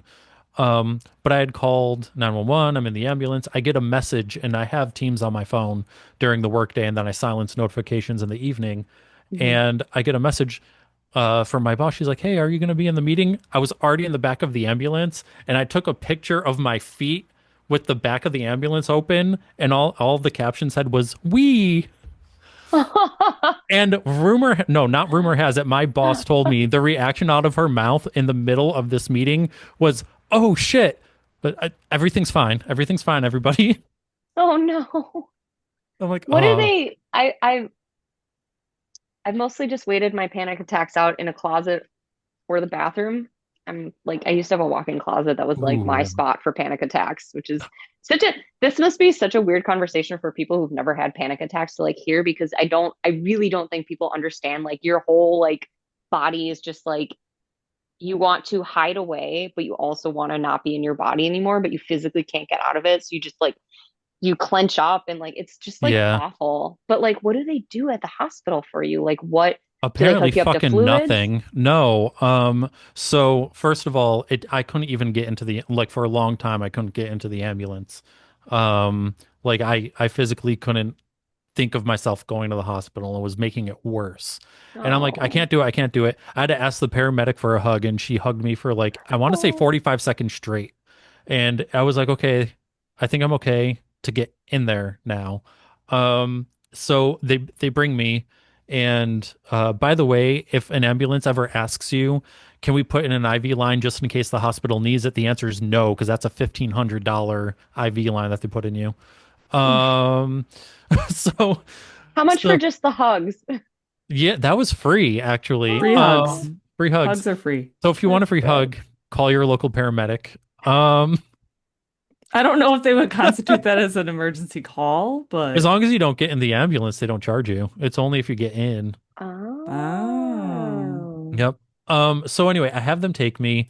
Um, and so I tell them what I think is going on. They're doing the blood work and all this. Now, keep in mind, this is the longest panic attack I've ever experienced. I will say from the beginning, it was around 9:45 in the morning.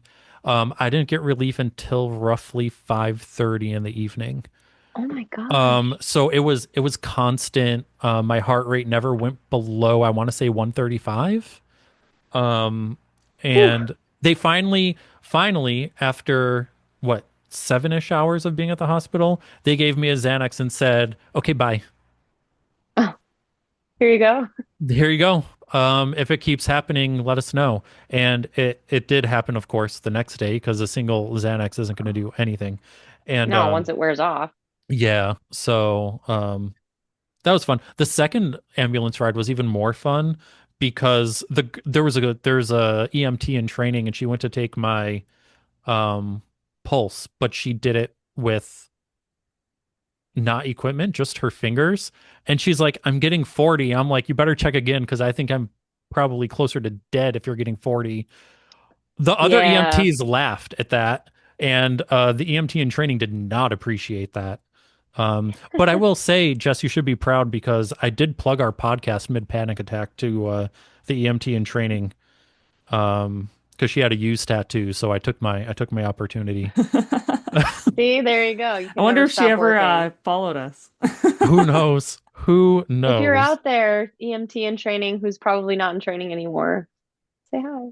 Yeah, let us know that you followed us or have Yeah. heard or listened to us, I you feel know? like I have the same the so like my psychiatrist last time I was over there, I've been having like I probably should go to the doctor. I'm like, I don't have time to go to the doctor. I'll just hope I don't fall over and die or something. But I've been having like heart palpitations for like over a month. Like I realized it like yesterday. I was like, oh my God, I've been having these like it's like my heart feels like it skips a beat and it like pumps into my throat and then I cough, which is super weird. And I told my like I had like a annual physical. She listened to my heart, everything was fine. She was like, I don't hear anything. I think you're good. Your my blood pressure was a little higher than it was last year, but I'm getting older, so whatever. And then I told my psychiatrist about it, and she was like, well, when that happens, take your pulse so you can see where, like what your heart rate is. And every time I do that, I'm like, I get like 80 beats a minute or something. And I'm like, Hmm. no, that's pretty normal, Should get one but of I those definitely feel like my heart's racing. things you can put on A your finger. finger. Yeah, one of Yeah. the oximeters, Yeah, because I don't have an whatever it's. Apple Watch. I feel Yeah, like I that would would. make me even more crazy. Yeah, I stopped wearing my smartwatch since the panic attacks happened. I can't put it on because I'll look at what my heart rate is. I already know. I'd be paranoid about it. Um, Yep. so with all this, my boss ended up telling me that she has tachycardia, where it does that. Your heart Oh. skips a beat and suddenly like your heartbeat will go up really quickly all of a sudden for nowhere for no reason. But then it'll come back down. So it kind of Hmm. sounds like what you're describing. Well, Um, and I just thought it was stress because it'll yeah, like it can come it'll from go away. stress. Yeah, it'll go away like it's weird if I'm like busy and unfocused on it. It always happens like I'll be like riding in the car and all of a sudden I'll just be like because like it did the Yep. thing. And then same thing, like I'll be like laying in bed at night. Like I cannot sleep through the night unless I am like drank too much or I take a trazodone. Otherwise I don't have night terrors as much as I used to, but I definitely like I'll wake up and like my brain's like, "Oh, we're awake. Let's have all the thoughts in the world right now." So trazodone actually works for you? Well, I take 50 milligrams and it knocks me out pretty hard. I I think they gave me 50. It made me twitchy. Really? Like my Well, my my arms and legs would start twitching and I couldn't. They were like, I'm stop taking pretty it. She's I'm pretty pretty petite. small. Yeah. Because even my like I have trouble sometimes getting up in the morning after taking it if I didn't get a full 8 hours. Like if I take it at like there's been nights where I'm like, I guess I'll just suffer through a sleepless night because otherwise the alternative is taking it and it's like midnight and then I'm gonna be the biggest bitch in the world when I have to get up at 6 because I didn't get enough sleepy times. But I've been pretty good about going to bed early. I am a horrible person like when it comes to like I literally sleep with my phone right next to my face because that's how I fall asleep is like scrolling and then I'll fall asleep.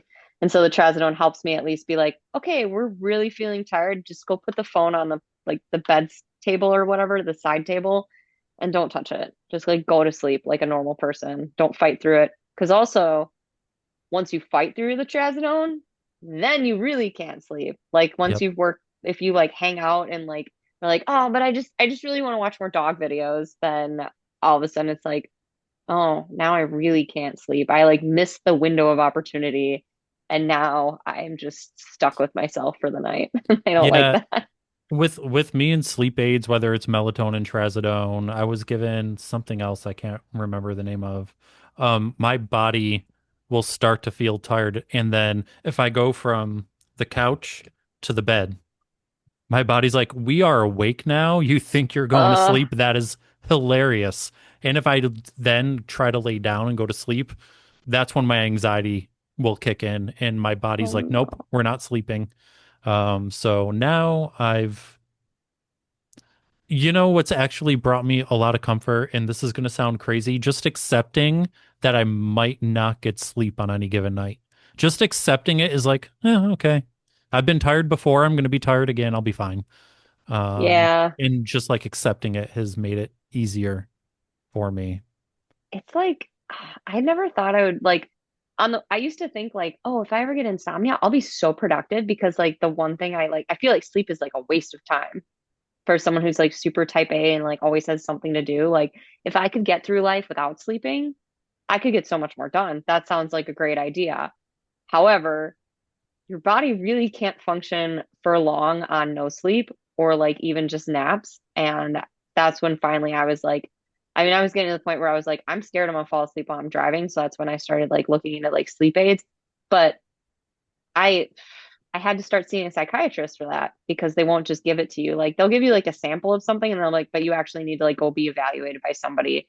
Because I mean, I was taking like just like normal over the counter stuff, worked up to the highest dose of that, was taking that for like months straight and it stopped working. So then I switched to Benadryl and oh my God, I didn't realize you're not supposed to take like regular Benadryl as a sleep aid because I was just like, oh, well, it's like the same thing as NyQuil, isn't it? It's all diphenhydramine or whatever the heck it's called.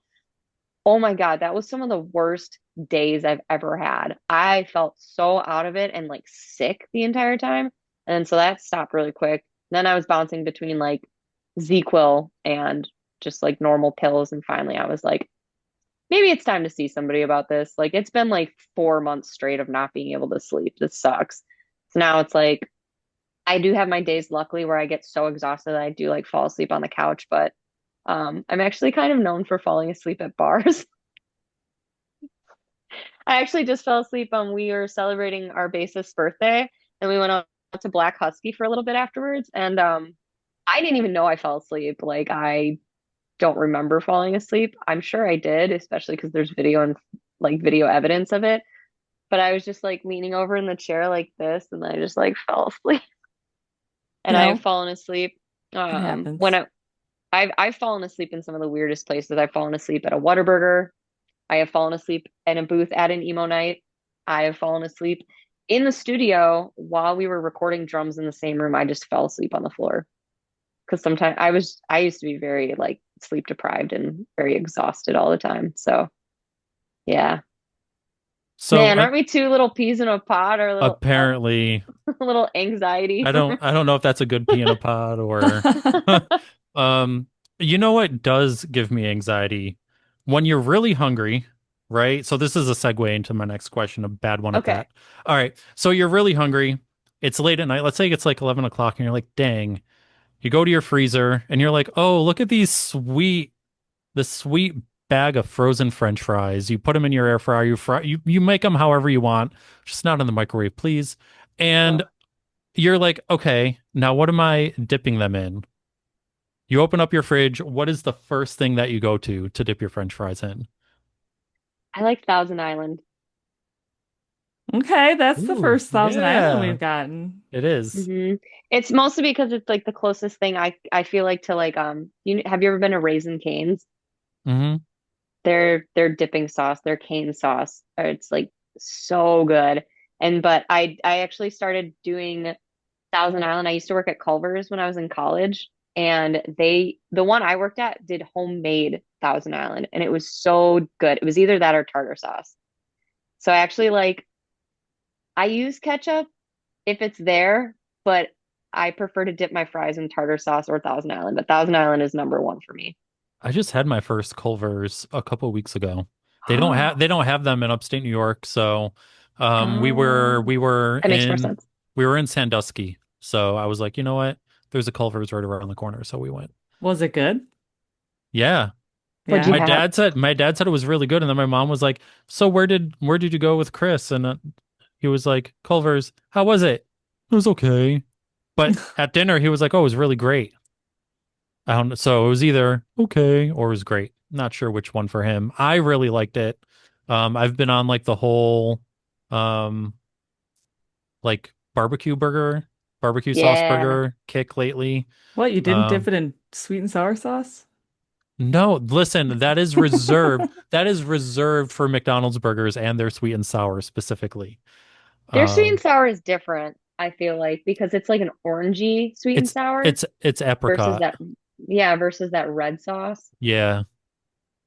Yeah, so oh man, I Well, really gotta bring a burger to a Virtue when I go to that I'm show. glad you had a good Culver's experience. Yeah.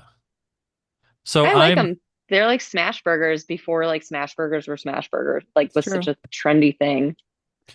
And yeah, they're so still like a little better price than like if you went to Five Guys or something. Oh my God, Five Guys is ridiculous. Like, we stopped at one in Colorado a couple years ago, and I remember being like, I'm never coming here again. This was not worth $30 or whatever it was for two burgers and like a sack of fries. It wasn't worth it. But I think Culver's is actually cheaper than McDonald's. At least here it is. And sometimes you'll get coupons for like buy one, get one free double deluxe burgers. So that's like, I love when I get the Culver's coupons in the mail. now as far as fries, just because we always need to share, I go what naked or virgin fry, however you want to call it, no dip. I'll do seasoning, but like to me, if you're dipping it, like you're masking a bad French fry. At least hmm that's my stance on it. That's That's his why I like stance. McDonald's fries. I eat them like plain separately. I will sometimes dip them in the Big Mac sauce, like if there's extra Big Mac sauce in there. But like I like McDonald's to me has like the best fry on its own flavor. Like it is, It's that meat flavored uh, oil they fry them in. is it meat flavored? Is that why It's it the tastes so oil good? isn't meat flavored. We've been over this, Jess. It's the seasoning. I don't know. Yeah, It's delicious. they have beef flavored seasoning mixed in with the salt when Oh, they salt it. okay, that makes more sense. My second runner-up would have to be the fries at my work, but they're good because they're seasoned. The seasoning is what makes it. I'm a barbecue sauce person. I dip my fries in barbecue sauce. That's Zach all day. He's a honey barbecue man. Sweet Baby Ray's or Sweet whatever barbecue generic I buy. sauce. Whatever generic you buy, yeah. Yeah, I buy the barbecue sauce from Aldi's. It's like the same thing. I'm pretty sure it is Sweet Baby Ray's just in a different bottle. It could be. Tastes the same. Were you gonna ask about the banana, Chris? I guess. Bananas. Okay, so this one, while we're on weird food combinations, and first of all, I'm going to backtrack because we were talking about burgers and I mentioned McDonald's and sweet and sour. Um, double quarter pounder with cheese, dip it in their sweet and sour, delicious. Okay. I try to convince the guys in a Virtue to do it, and they were absolutely disgusted by the idea. They're playing a show like an hour from me, and I really want to bring a burger and the sweet and sour for them. You need Um, to try it. yeah. Make Um, Damon try it. yeah, make Damon try it. So another weird food combination that we've been asking people to try if you want, if you're brave enough. Um, You may have so seen videos. you may have seen videos. So a while ago, I was watching a YouTube video, and the guy was just like, um, he asked ChatGPT weird food combinations or gross food combinations, and one of the ones that came up was a banana with mustard. And he's like, I guess I'll try it. And so like he just takes yellow mustard, puts a little bit on the banana and bites it, and he's like, actually, it's not bad. I'm like, there's no way this isn't bad. So then I try it. It's not bad. So long as you don't overdo the mustard, it's not bad. So what I It's say not is, bad, but is it good? to me, what happens is the flavors cancel each other out. Jess greatly disagrees with me Oh, that it was that's so not the bad. case. It was so bad. But if it's like, okay, you're putting an amount of mustard that's like how much toothpaste you would put on your toothbrush, right? So like pea sized or Okay. whatever, on Yeah. like an inch and a half to 2 inch section of banana, it's not bad. If you overdo the mustard, well, yeah, then it's going to taste like mustard. And Hmm. but to me, it cancels each other out. Um, I feel like I could handle honey mustard, but like regular standard yellow mustard is like the worst kind of mustard, and it's really only suitable for like hot dogs, like on an all beef Frankfurter, preferably in Chicago with like relish and onions. Like that's to me that's like the only acceptable spot for like plain yellow mustard. There are so many other better mustards, not to be like a mustard snob, but I no, will it needs to be like Dijon or like a stone ground mustard or something like that. yeah, I usually go for like a German mustard. Didn't you Um, try it Dusseldorf. with a spicy mustard too? I've had it with the spicy mustard.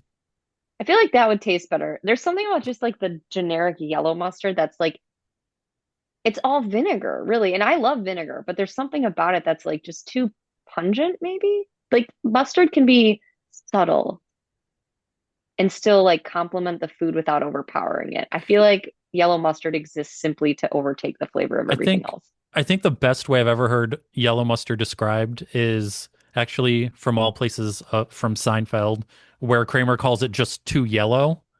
100% agree. Yellow mustard is too yellow. It's like you're saying, it's just too much of that there to overpower kind of thing. Hmm. Um, but You're not bad on masking. banana. Right. Well, if at some point you decide to do the banana and mustard challenge, feel free I'll to keep it in videotape it mind. and send it I'll to keep it us. in mind next time I buy bananas. We don't buy bananas too often because we're the kind of people who are like, we should buy fruit, and then it just sits there and rots Yeah, I do on the that too countertop. sometimes. I do that too sometimes.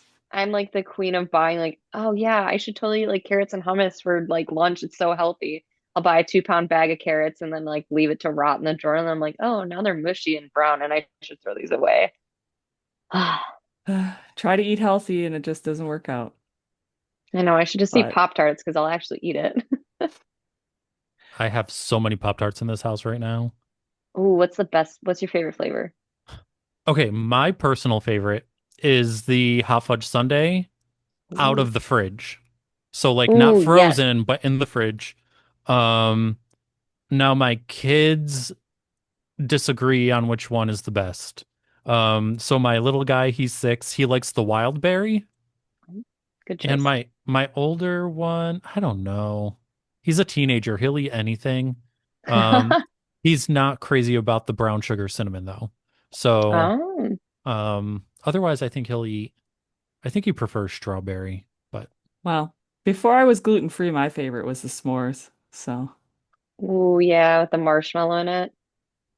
I've had the pumpkin pie ones a couple times, but I always find myself going back to, yeah, just plain frosted strawberry, like just classic. And I don't like to heat them up because I am awful at judging how hot it is, and I will burn the shit out of my mouth.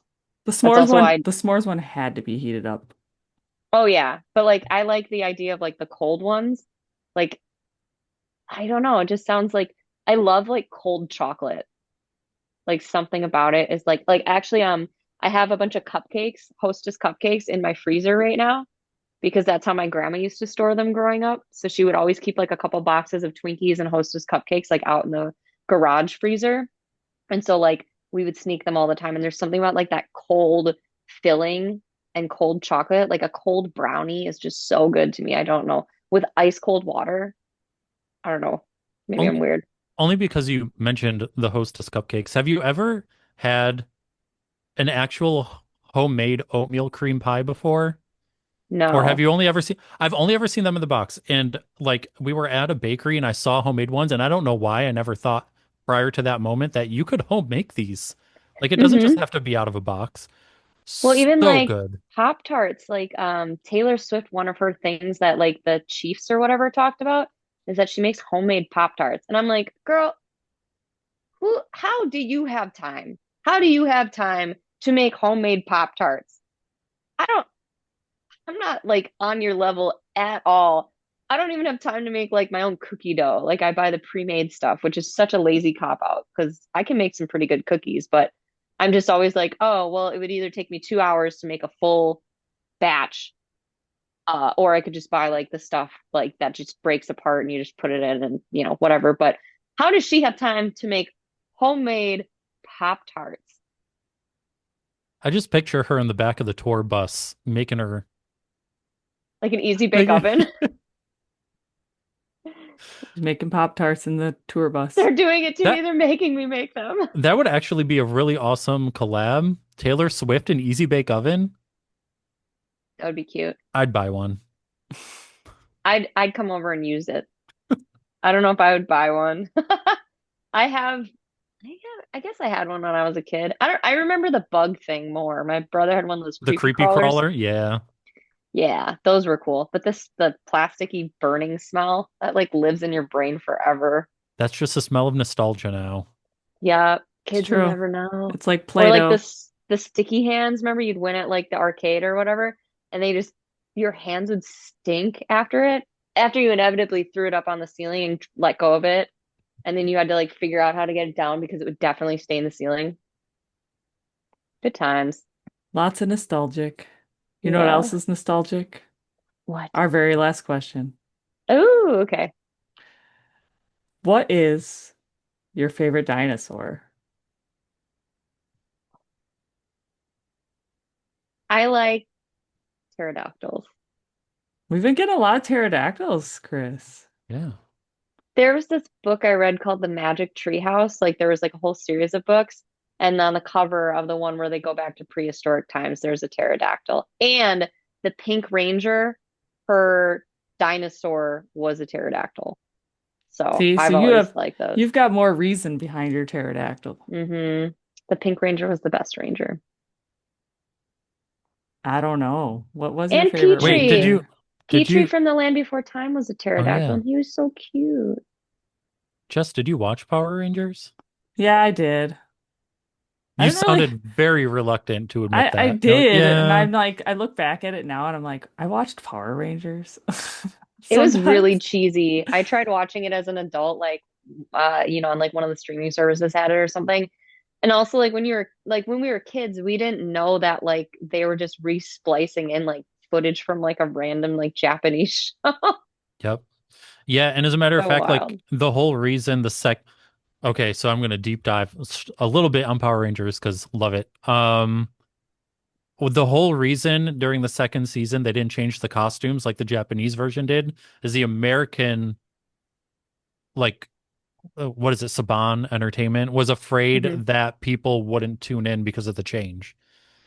Oh. So they didn't get the new costumes. Oh. Who's your favorite, Jess? Your favorite Out of the Ranger? Rangers, I don't Yeah, know. The blue one? the blue one. So mine very specifically was Adam, the second Black Ranger. Um, my favorite line of all time in all of Power Rangers is in the Power Rangers movie when Adam gets his new Zord and it's a frog. And the woman that bestows like the power on them is like, "What's wrong, Adam?" And he's like, "I'm a frog." That's my favorite line in all of Power Rangers. I don't know why. Oh Because man. it's so random. That's why. I was like super boy crazy when I was a kid. Like definitely was like kissing boys and stuff on the playground. Like I I had a new crush every week. But I like shipped Tommy and Kimberly. Like that was like I wanted to be as pretty as Kimberly when I grew up, and I wanted to have a hot boyfriend like Tommy. Gosh. Uh, Yeah. Yeah, it was sad to hear about Jason David yeah. Frank when that happened, but Yeah, that was wild. And it honestly was that was kind of a long time ago now, like in hindsight. yeah.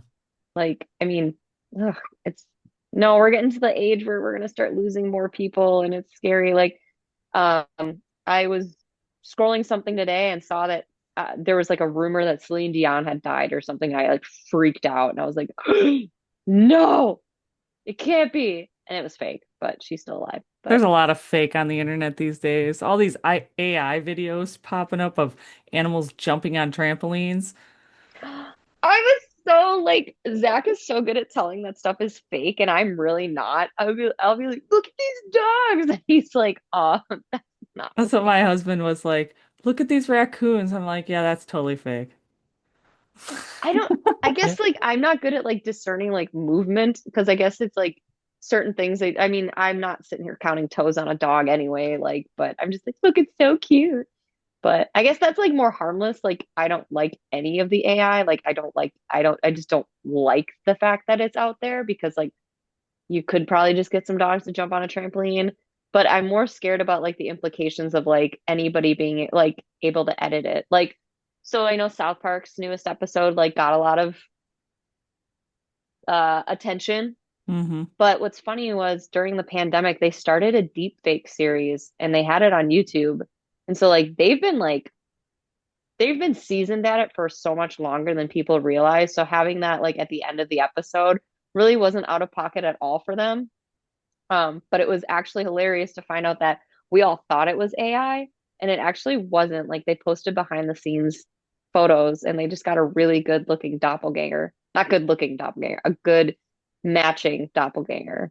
But it was very, I was laughing because like they had a whole like little web series that they like kind of got bored of really quickly, I think. But they like did like deep like fakes of like Mark Zuckerberg and stuff like that. I forget what it's called, but if you go and look it up, just look up like South Park creators deep fake series, you'll find it. And it's weird. It's really weird, but yeah. Not really stoked on the implications of AI becoming too good for us to be able to tell that it's not real. Yeah, it's now the world we live in. Ugh, I like reality, real reality better. Well, that was our last question, the dinosaur question. Okay, I That's take our it. final question we usually ask everyone. Besides asking you if there's anything you want to say prior to us cutting recording and saying adios. Oh, keep an eye out for an announcement for our next single. Do you know when this will air? Let me look here. I have it all in my calendar. Woo! Yay, calendars. The 19th. Of August? Yes. Perfect. So keep an eye out for our new single, Beautiful Mess, that will be out on August 29th. Look at that. It's perfect Look at that. timing. Perfect timing. We know how to promo. Woohoo. So keep an eye out for that. We've got a visualizer music video thing coming out with it. And we will be going on a little weekender with our friends in When the Sun Sets from Chicago for a couple of dates. We're hitting Appleton for the first time. We're hitting Silver Cliff, Peshtigo area for the first time. And then we're going to be finally back in Madison after not playing there since last year. So lots more to come. Lots more Yep. dates. I'm gonna have to come on out, try and come out to one of the dates. Not Pesh to go, Absolutely. but Not Peshtigo. That's a little far, but that one's going to be fun because people have been asking us to come up to North Wisconsin. So that's the farthest north we've ever been I think the in Madison date's Wisconsin. on a Sunday, isn't it? It is, yes. And it is, yeah, it's at the Annex. So it's like, I think off Regent Street, maybe? Yeah, I Yeah. believe So so. yeah, Maybe it's I in a can cool talk little the spot. husband into going to a Sunday show. Maybe. It'll be fun. It'll be totally worth it. He did tell me to be like, tell her I say hi. Hello. Come to our show on Sunday, the 7th of September. Might have to try and talk him into it. We'll see. We'll All see. right. Otherwise, I'll Deal. catch you guys another time. Perfect. We're around. We Yeah, do live here. it's true. And I live in the area, so That's right. Chris No, just not, not you just have to strangers. get out to Chris's area. Yeah, if you ever, I mean, unless you feel like moving to Wisconsin, I think you might have a few anchors there, but